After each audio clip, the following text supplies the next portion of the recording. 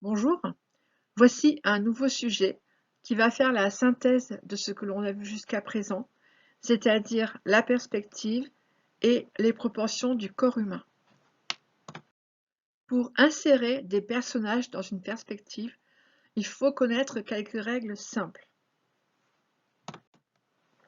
On pose comme principe que la ligne d'horizon se situe toujours à la hauteur des yeux de celui ou celle qui regarde. Donc, si vous êtes le ou la spectatrice et que les personnages sont de la même taille que vous, leurs yeux doivent être à la hauteur de la ligne d'horizon, quelle que soit la distance à laquelle ils se trouvent par rapport à vous et en partant du principe que le sol est plat. Voici un exemple. Vous avez représenté ici toujours le même personnage. On peut voir qu'il s'éloigne de plus en plus, mais que ses yeux sont toujours sur la ligne d'horizon. Voici le cahier des charges. Vous devez réaliser 2 dessins avec 2 techniques différentes de 3 mannequins par croquis pour préparer le reportage d'un défilé de mode que vous devez photographier. Donc ces modèles devront être intégrés à un espace en perspective et les dessins sont envoyés toujours aux mêmes adresses. Attention à la qualité des photographies et la présentation du mail. Vous verrez par la suite que j'ai créé 2 pas à pas pour vous aider à réaliser ce travail. Voici les modèles que je vous propose pour réaliser vos croquis. Encore d'autres. Ici, pour finir.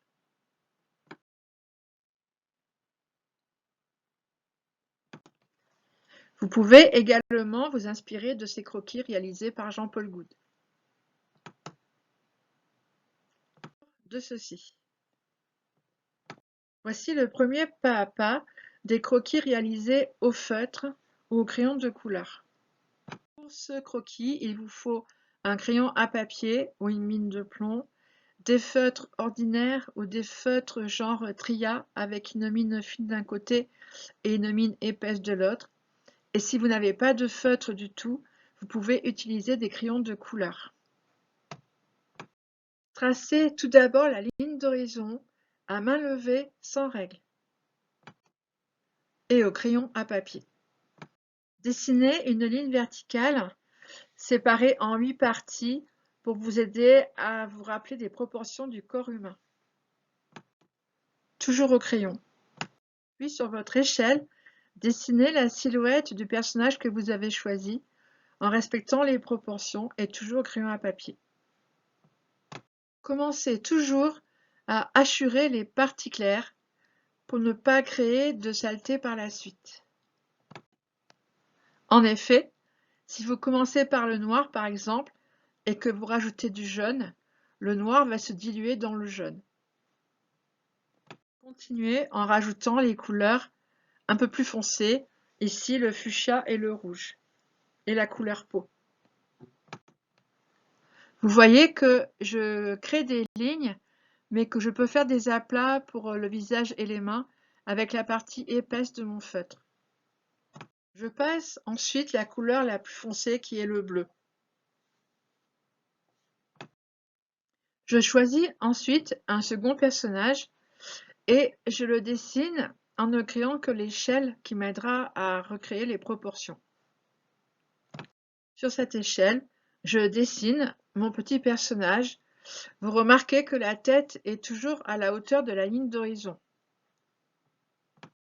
Je commence toujours par les couleurs les plus claires et je termine par le bleu foncé et le noir. J'ai dessiné un troisième petit personnage qui a toujours la tête au niveau de la ligne d'horizon. Je trace mon point de fuite à droite et je fais partir 2 fuyantes de ce point de fuite à main levée. Ces fuyantes vont symboliser la piste où vont déambuler les mannequins. Je ne veux pas que ma piste s'arrête sur le point de fuite. Aussi, je dessine un rectangle vertical qui symbolisera une porte, par exemple. Sur le haut du rectangle, sur les 2 angles, je fais partir 2 fuyantes qui démarrent du point de fuite et qui vont symboliser la hauteur de ma piste, le haut de ma piste si vous préférez. Je dessine ensuite une ligne horizontale qui va symboliser la fin du mur et le début du sol. Cette ligne est parallèle à la ligne d'horizon. Puis je prolonge la ligne qui forme le côté droit de la porte vers le sol et de l'intersection de la ligne verticale et de la ligne horizontale, je fais partir une fuyante qui va symboliser donc le départ de ma piste par rapport au sol. Pour créer du volume, je vais colorer le côté droit de la piste et le haut de la piste également avec la partie épaisse de mon feutre. Je colore ensuite le sol, le plafond et le mur du fond et je fais exprès de laisser en blanc la piste, le haut de la piste et la porte. Feutre fin noir, je repasse les détails de mes personnages ainsi que les détails du fond. Je dessine des lignes horizontales de plus en plus rapprochées vers le fond pour créer un effet de profondeur. Je retravaille quelques détails, je fais quelques corrections, toujours au feutre fin noir. Vous pouvez remarquer que j'ai laissé la ligne d'horizon en pointillé, le point de fuite et le début des fuyantes. Vous n'êtes pas obligé de dessiner ces pointillés comme je l'ai fait. Je le laisse juste pour vous servir d'exemple. Passons maintenant au second croquis qui va être réalisé ici à l'aquarelle. Voici le matériel que j'ai utilisé. Un petit pot rempli d'eau, un pinceau fin, un pinceau épais et ma boîte d'aquarelle. Si vous n'avez pas d'aquarelle, vous pouvez utiliser de la gouache. Tracez tout d'abord la ligne d'horizon et ensuite l'échelle qui vous servira à respecter les proportions. Crayonnez, toujours au crayon à papier, le personnage que vous avez choisi, en respectant les proportions bien sûr. À l'aquarelle, on commence toujours par les couleurs et les valeurs les plus claires. C'est le blanc du papier qui va donner la lumière à votre croquis. Continuez ensuite avec la couleur de la peau. Si vous ne voulez pas que les couleurs fusent, attendez entre chaque couleur que la première soit sèche, avant d'appliquer la seconde. L'aquarelle est utilisée ici très diluée. Je rajoute ensuite le rouge, qui est une couleur assez foncée et très saturée. Pourquoi je la rajoute après? Eh bien simplement parce que si je mets une couleur claire autour du rouge, même si le rouge est sec, il va se diluer dans la couleur la plus claire. C'est pareil pour le noir d'ailleurs. À gauche, je dessine mon second personnage, toujours avec la tête au niveau de la ligne d'horizon. Vous pouvez voir que l'échelle des hauteurs en 8 segments existe et qu'elle m'a servi à pouvoir recréer les bonnes proportions. Pour passer la couleur chair, puis le bleu et pour terminer le rouge. Je choisis de soutenir mon dessin et de travailler les détails avec de l'aquarelle noire. Vous pouvez également effectuer cette étape avec un feutre fin noir.